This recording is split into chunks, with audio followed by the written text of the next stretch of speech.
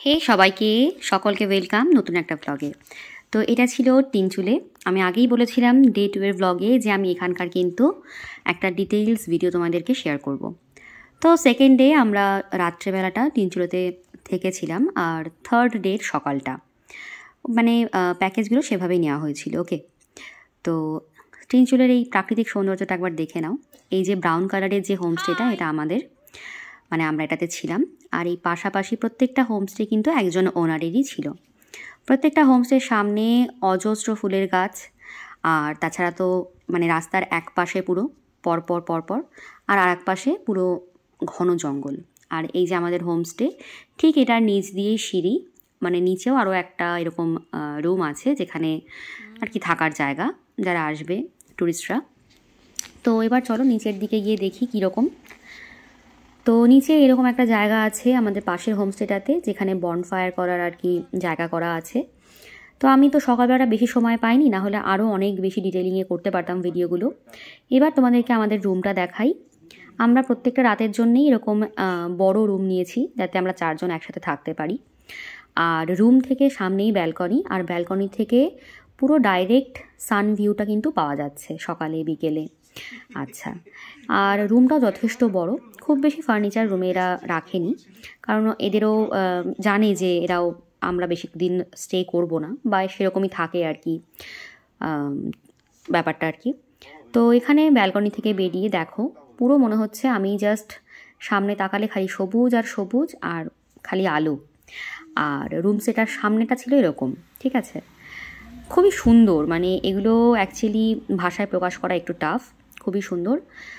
তো এই যে পুরো ভিউটা তোমাদের জন্য রইল। তো এবার চলো তোমাদেরকে দেখাই যে এখানে আমরা কি কি খাওয়া দাওয়া করেছিলাম পৌঁছে।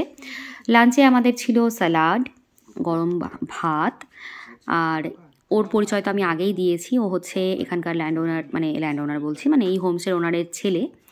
তো ওরা কিন্তু নিজেরাই সমস্ত কাজ করে, মানে ওদের কিন্তু আলাদা করে কোনো হেল্পার রাখা নেই। ওরা নিজেরাই সমস্তটা করে, গেস্টদেরকেও ওরাই টোটাল সার্ভিসটা প্রোভাইড করে, ঠিক আছে। আর এটা হচ্ছে ডাইনিং এরিয়া। এখানে 2টো ডাইনিং এরিয়া ছিল, মানে 2টো ডাইনিং টেবিল ছিল। তো মানে 2টো ফ্যামিলি এখানে একসাথে 3 বেলার খাওয়া দাওয়া করতে পারবে, সেভাবে সিস্টেম করা। তো এই দিনের খাবারে ছিল রাইস, পাহাড়ি এক ধরনের শাক ভাজা, যেটা টমেটো ডাল, ডিমের একটা মানে প্রিপারেশন, আর উচ্ছের একটা প্রিপারেশন ছিল, যেটা একটু অন্যরকম ছিল। মানে আমরা যেরকম উচ্ছে ভাজা খাই ঠিক সেরকম না, একটু অন্যরকম।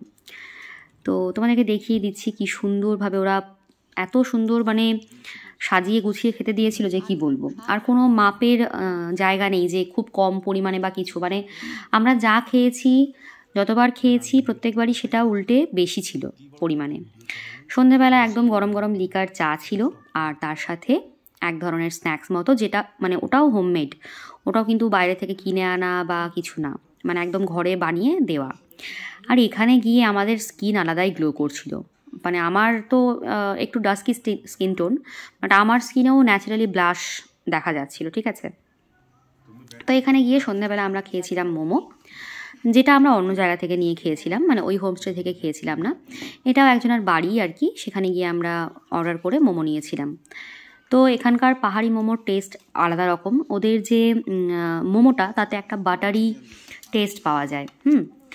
আচ্ছা, রাতে আবারও হোমস্টেতে ফিরে আমাদের রাতের ডিনার ছিল। তো ডিনারের মেনু অসাধারণ ছিল, একদম পাহাড়ি রুটি, তারপর আলু ভাজা, তার সাথে গোবি মাঞ্চুরিয়ান, এবং ওদের যে মুরগি ওরা পালন করে, মানে ওরা ওদের ওই হোমস্টেতেই আলাদা করে ওদের মুরগির ফার্মও আছে, তো সেই মুরগির ঝোল, এবং টোটালটাই কিন্তু নিজেদের হাতে রান্না করে দেওয়া, ঠিক আছে। আর স্বাদ নিয়ে তো কোনো কথাই হবে না, মানে আমি এত ভালো করে আলাদা ভিডিও করছি, তার মানে বুঝতেই পারছো যে কতটা ভালো লেগেছে জন্য। আর এদের রুটিটা একটু অন্যরকম হয়, একটু মোটা মোটা হয়, একটু ছোট ছোট হয় সাইজে। ফোনে হয়তো সাইজটা অতটা বেটার বোঝা যাচ্ছে না, বাট পরিমাণে একটু ছোট হয়, তুলনায় একটু ছোট হয় আর কি। তো এই যে ডাইনিং এরিয়াটা আরেকবার দেখিয়ে দিচ্ছি। এখানে আলাদা করে সোফা রাখা আছে বসার জন্য গেস্টদের। আর খুব ছিমছাম, মানে অনেক বেশি যে ডেকোরেশন করা, অনেক বেশি যে মানে এটা ওটা সেটা দিয়ে ভরিয়ে রাখা, তা কিন্তু না। খুব সিম্পল, খুব সুন্দর, আর খুবই মন ছুঁয়ে যাওয়া হয় না যে ব্যাপারটা, সেটা। তো পাহাড়ে গেলে এরকম অনেক কিছু এক্সপিরিয়েন্স তোমরা পাবে। আই সাজেস্ট তোমরা প্লিজ যাও। কাছাকাছির মধ্যে আরও অনেক জায়গা আছে, তবে দার্জিলিং নিঃসন্দেহে ভালো জায়গা।